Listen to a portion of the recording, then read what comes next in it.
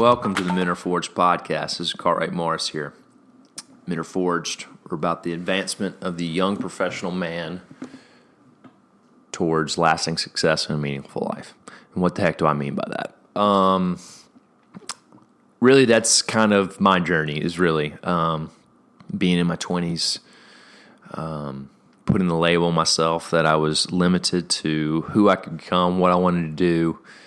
My calling was limited. Who I was limited. And yeah, this is an opportunity for me to provide insights for myself and as well as from other people that have been there in their 20s early on that just had poor mindsets, and it led to a pretty boring, miserable life. And so I'm here to provide interviews. I'm here to provide coaching and courses to help you just unpack that more and discover more of what you want to become, the unique journey you're on. I hope if anything you take from all these podcast interviews is each journey looks different.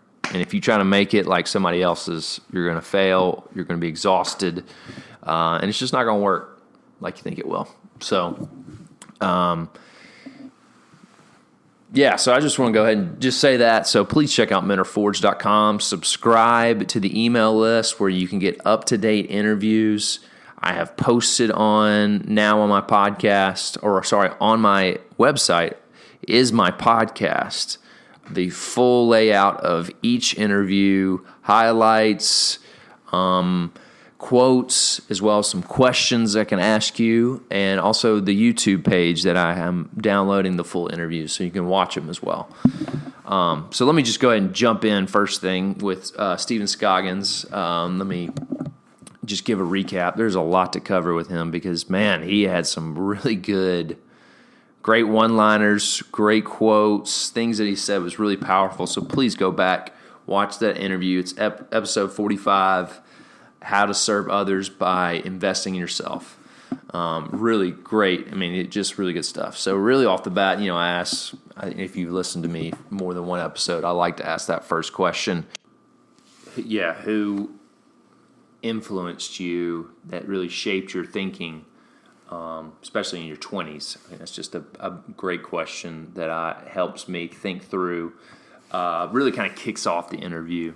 And that we can, there's multiple ways we can go from there. So, really, he talked first about his grandmother, that his grandmother ended up raising him and his brother at 9 years old, just things that happened in his family. He didn't go in great detail, but he talked a little bit about being raised by her at 9, and then that she actually left and she ended up passing away of cancer at 11, and just early on but she was such a stable force in his life. He really hit on that, which was good. He jumped back into minute 3, second 50. He learned about outstanding work ethic from his dad. I thought that was really good. And what was kind of interesting though is like he had that we can all, those of us who had good and bad fathers, it's like there's always positive things we could take from our parents, even if they were for some people have horrible parents, and some of us that really grew up with great homes and stable fathers. There's always quality pieces, even as we're trying to dissect our upbringing and understand more of who we are. At the end of the day, we can all take positive, and I think that's what he did. Because I don't think I talked about it much in the interview, but he had a podcast for many years where it was very successful, and I'm trying to remember the name of it. I think it was Homeless to Business Owner or Homeless to something, but where there was a time in his life where he was homeless. He was living out of his car. So anyway, yeah, he let me get some water here. He kind of goes into that. So his dad's boss was really his first big real influence, and that leading to really he kind of gets into that, talking about him seeing a lot of himself and investing into him, and that's where the big quote that he talks about, the greatest purpose you will have in life is serving the person you used to be, and that's where his boss Steve really started helping him grow, impact, and like he kind of later in the interview talks about the difference in wealthy and difference between a rich guy and a poor guy is not money but mindsets. But then he gets to a great piece of advice that I wish someone. I'm sure many people did tell me, but I needed to probably write it down, put it somewhere ingrained in me, and then I hope you take really for yourself today. And it was given by, which is so funny. He had the mom of his high school girlfriend, I think is what he said. They had nicknames for each other, which is another funny little thing. But he called her Mama Wama, and her best piece of advice, and it was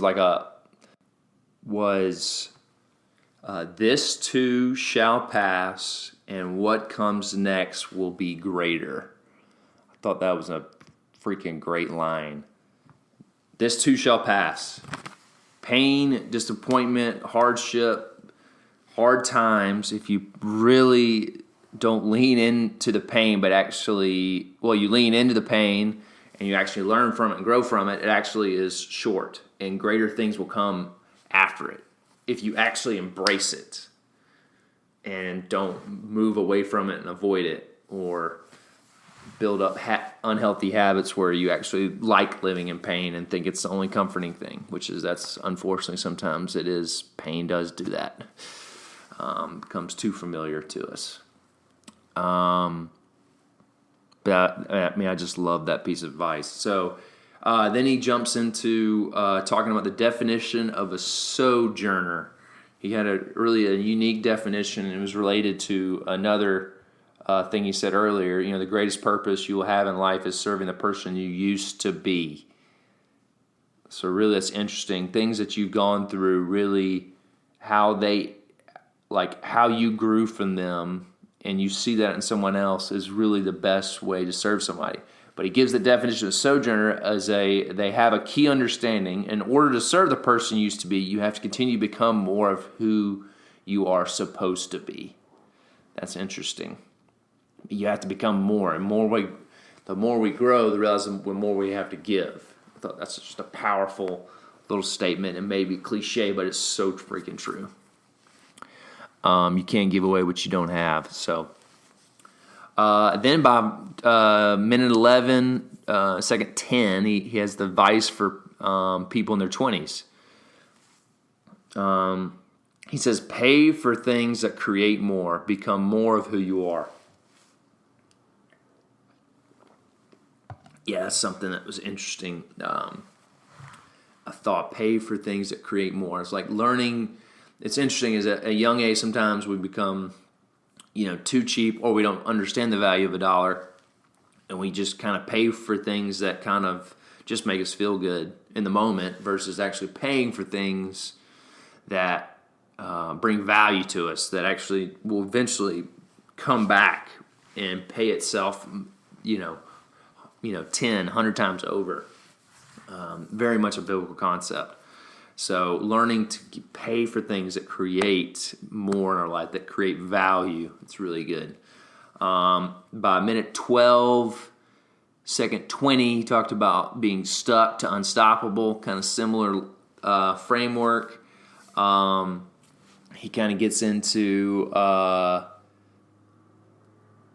think that's around where he said the trick is to be teaching and learning from someone at all times. That, just being in the position where you're actually teaching someone that very much in a similar place that you used to be, as well as learning from someone. You got to always be learning. The position of a lifetime learner is a extremely healthy yet humble position.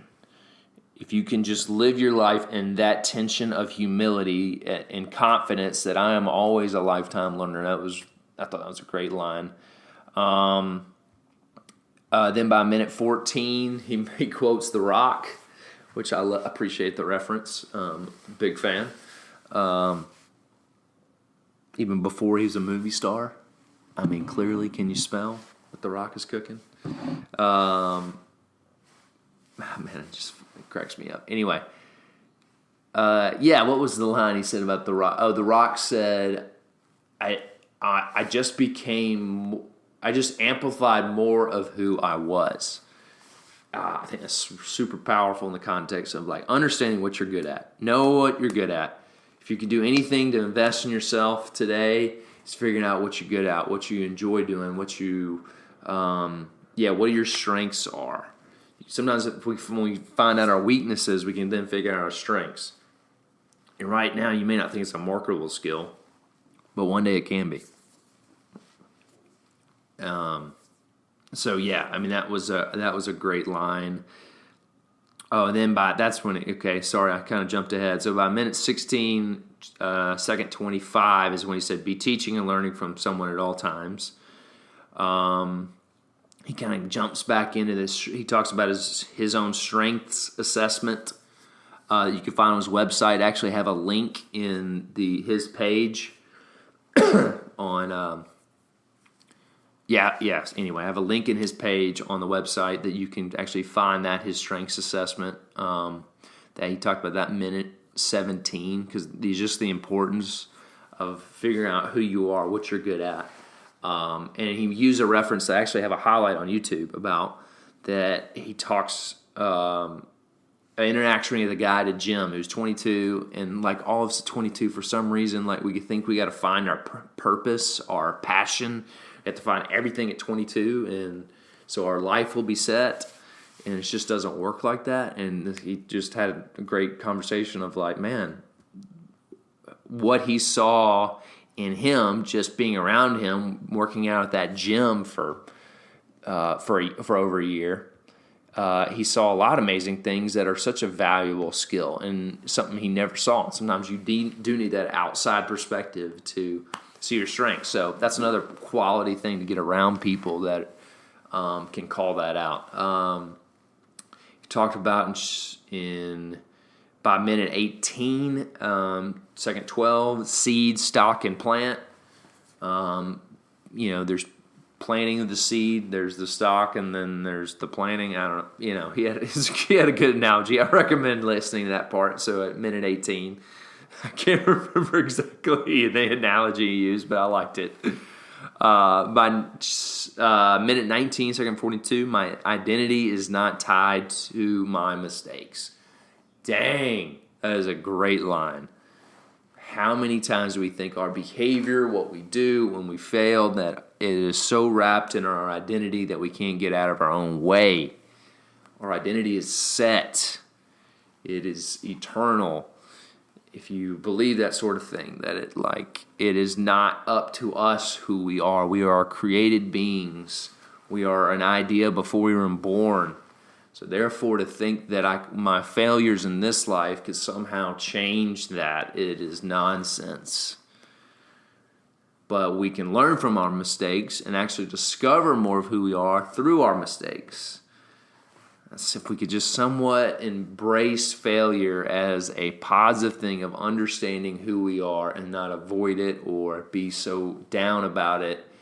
It's just nonsense. I can't remember how many hours I wasted just beating myself up. It's just such a waste of time. It makes me think actually a positive thing that Tiger Woods learned from his dad was, hey, get mad about the mistake, missing a putt, whatever. Stay right there in the moment, get pissed about it, and then be done with it. Move on. It's I think that's very true. We can be pissed about it. Don't deny the pain. Don't deny the failure. But leave it where it is. Learn from it, and then continue to move on. So, by minute 20, second 25, he talks about 3 questions to sit down and ask yourself as it relates to you understanding your strengths, you understanding how to invest in yourself. Please check out those questions. Probably the big one is, what do I want? That was a great question. Sit down, write it, figure it out, have pain over it. Don't be afraid that if you don't know the exact answer at the exact moment, figure that out. That's part of understanding your strengths.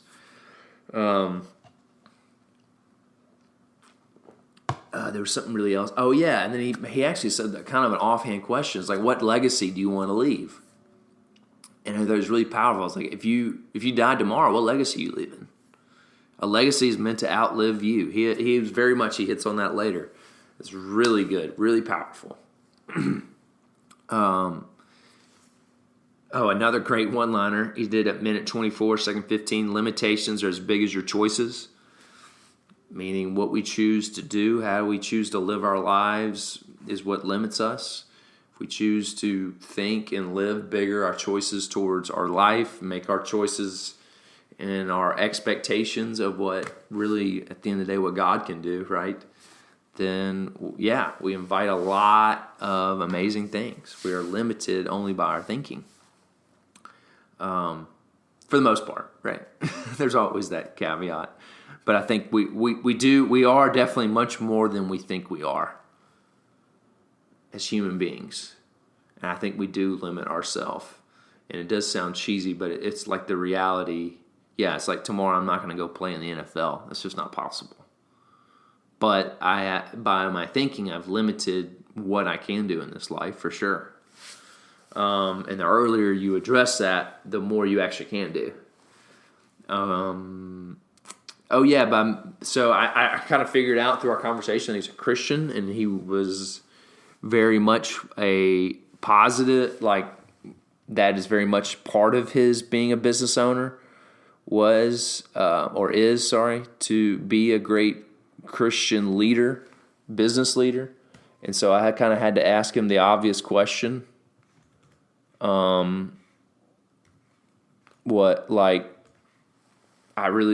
Give me insights to what it means to be a Christian business leader today. Because I feel like we as Christians have just abused that. We have no idea what that means. And so, yeah, he just started unpacking it, and it was really good. That was actually a good little leadership lesson in general. So, even if you aren't a Christian, I recommend checking that out. He talked about what he needed. He said he made a lot of mistakes. He failed a lot. He was an intense guy, so he would just run over people, and they never really understood the positive thoughts that he had about his employees. And so he said he went on a journey of figuring out what leadership is. I have this quote in his bio page. I needed to find out what great leadership could be if I didn't hold myself back, meaning getting in my own way. I thought, yeah. So I definitely check out at minute 28 him talking about being a great business leader, especially as it relates to being a Christian.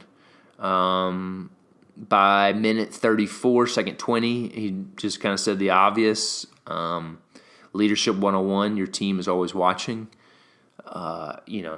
We talked about the reference of Jesus that probably the disciples, or actually, truthfully, disciples learn mostly from watching him than actually listening to him.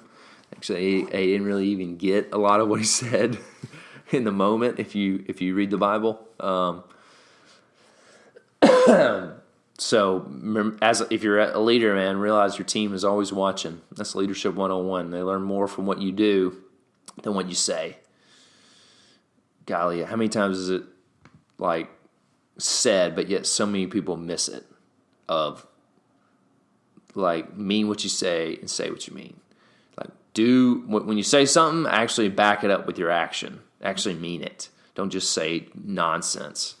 It's granted, probably this day and age, because of technology and social media, we just hear that freaking more and more. I'm so sick of hearing politicians and people in the media just say a bunch of nonsense, but they have actually no backbone to live it out. And that's not a political statement. That's on both sides. FYI. By minute 34, 56, almost by minute 35, he gives his advice for 25-year-old self, and it's just focused on right priority, and that right priority is legacy. How do I leave a legacy? And then he ends on, if you read this in time, actually the event starts today. He talks about Transfer U event. I'm sure he'll have it again. But check out StephenScoggins.com for Transform U. live. It is a webinar. It is a live event via virtual. So please, if you still got a chance, if you listen to the next, 6 hours, you're welcome to jump on that. So it's a Friday, Saturday, and Sunday thing. So, so that was all my thoughts. Really just a couple questions I thought about, off the bat. Who have you surrounded yourself with that have influenced your thinking? Think about through that, and especially in a positive way. Number two, how have you created value in yourself this year? What have you done to really create value? What things that you buy, has it created more in your life versus, you just bought something as is. And that could be related to simply to like physical health, like to help you sleep better. That could be, buying healthier food, or that could be something that's related to your business, your finances, to your spiritual health. Yeah. So anyway, there's something about money that is very amoral, but there is something when we steward it well and we use it to invest in ourselves that is really powerful. The return we get. My last question: how are you amplifying your best qualities about you? Yeah, how are you amplifying those? So anyway, I think that's all I got. There's just a lot there, and I recommend y'all go checking out this episode 45, Stephen Scoggins. Check out StephenScoggins.com. A lot of great resources, a lot of things he's doing to serve other people. So check it out, and I'll see y'all next time.